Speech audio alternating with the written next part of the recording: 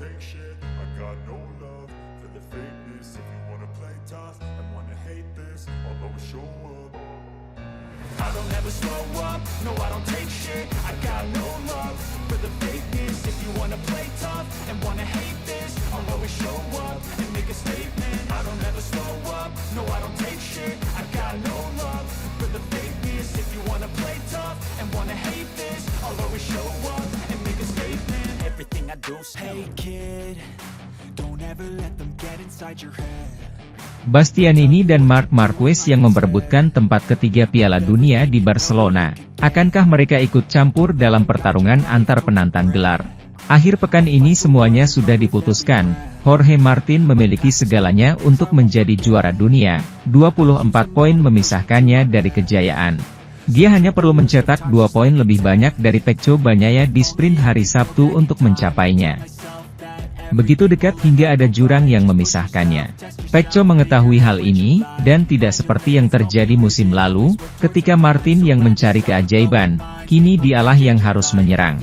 Sayangnya baginya, memenangkan kedua balapan saja tidak cukup.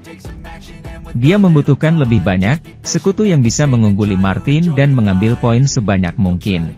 Dulu ada mereka, saat Marco Bezzecchi dan Fabio Di Giannantonio berperan sebagai pengawal sepanjang GP Valencia 2023. Namun, kini Enea Bastianini dan Marc Marquez yang ikut ambil bagian. Keduanya, selain perebutan gelar, saling berebut posisi ketiga klasemen.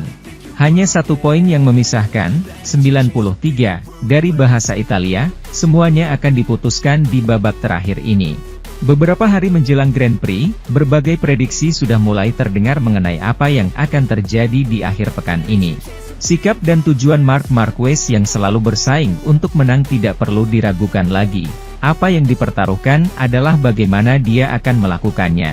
Akankah dia mengandalkan karakteristiknya agresivitas moderat untuk mencapai tujuannya, atau akankah dia menganjurkan kehati-hatian? Michael Laverty, mantan pebalap MotoGP dan komentator saat ini, percaya bahwa Marc Marquez akan terus menjadi ancaman di Barcelona, tetapi tetap berhati-hati. Sekarang dia memiliki pendekatan yang lebih matang. Dia tidak akan ikut campur dalam pertarungan antara Jorge Martin dan Pecco Bagnaia. Saya bisa menyalip, tapi hanya jika kondisinya bersih. Meskipun dia adalah pembunuh di trek, saya rasa saya akan berhati-hati.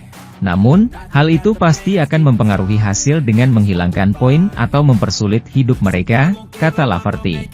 Sementara itu, Francesco Bagnaia berjanji tidak akan bermain curang saat melawan Jorge Martin pada balapan final di MotoGP Barcelona 2024 pada 15 hingga 17 November mendatang. Bagnaia dalam posisi tekanan kehilangan gelar juara dunia MotoGP musim ini. Dengan 37 poin maksimal yang bisa direbut di MotoGP Barcelona 2024, pembalap Ducati itu tertinggal 24 poin dari Martin.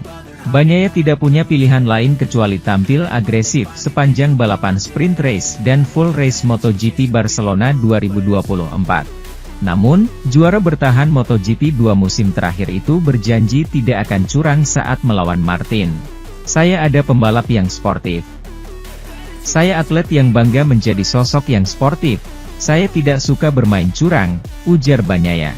Meski berjanji tidak akan bermain curang, siwar antara Bagnaia dan Martin terjadi sepanjang MotoGP Malaysia 2024 akhir pekan lalu.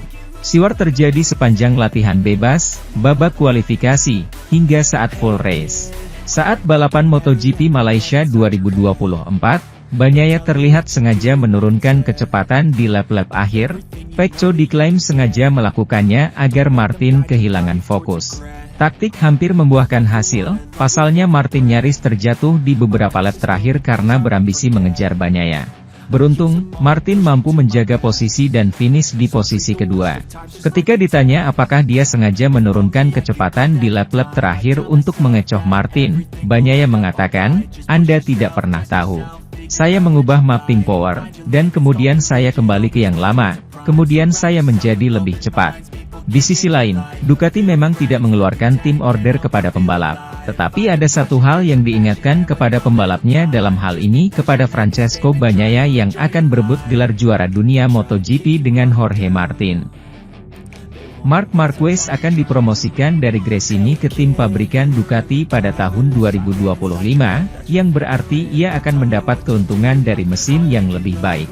Meskipun ia telah memenangi Grand Prix dengan Desmosedici berusia 1 tahun musim ini, Marquez akan memiliki perlengkapan dan dukungan yang sama dengan Pecco Bagnaia tahun depan ketika ia bermimpi memenangkan gelar lainnya.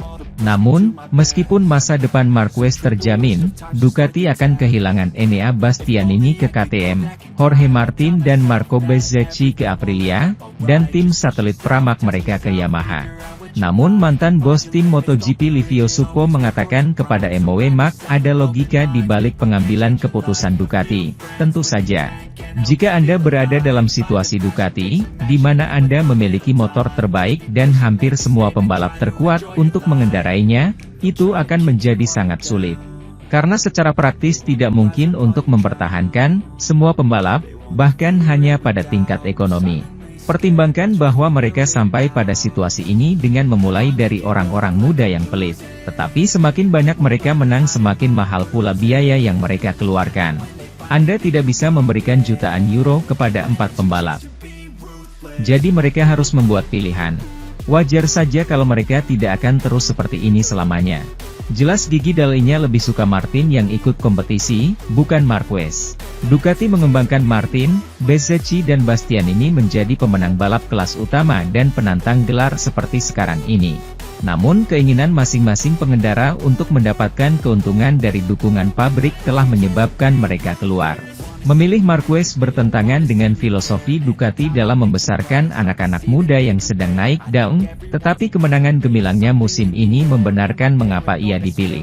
Susunan tim tahun 2025 akan sangat berbeda karena jumlah motor Ducati akan berkurang dari 8 menjadi 6 seiring bergabungnya Pramac dengan Yamaha. Dan hanya akan ada 3 pabrikan Ducati, Bagnaia, Marquez dan Fabio Di Giannantonio dari VR46, dan bukan 4 yang berkompetisi tahun ini. Sementara itu, cedera pada akhir September di Indonesia, Miguel Oliveira akan kembali berkompetisi bersama Trackhouse di Grand Prix Barcelona.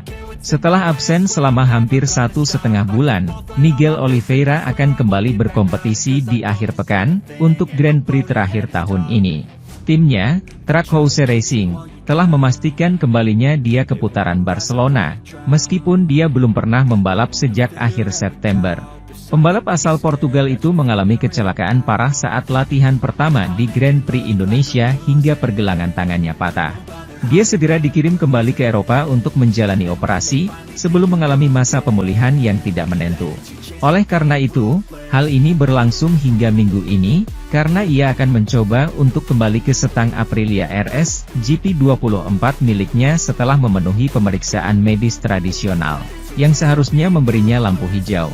Di Jepang, Australia, Thailand dan Malaysia, ia digantikan oleh test driver pabrikan Italia, Lorenzo Savadori, yang tidak mencetak 1 poin pun selama periode interim ini. Dengan demikian, Miguel Oliveira akan dapat membalap untuk terakhir kalinya dengan seragam tim Amerika, yang baru memasuki MotoGP tahun ini, sebelum bergabung dengan Pramac dan satelitnya Yamaha pada tahun 2025.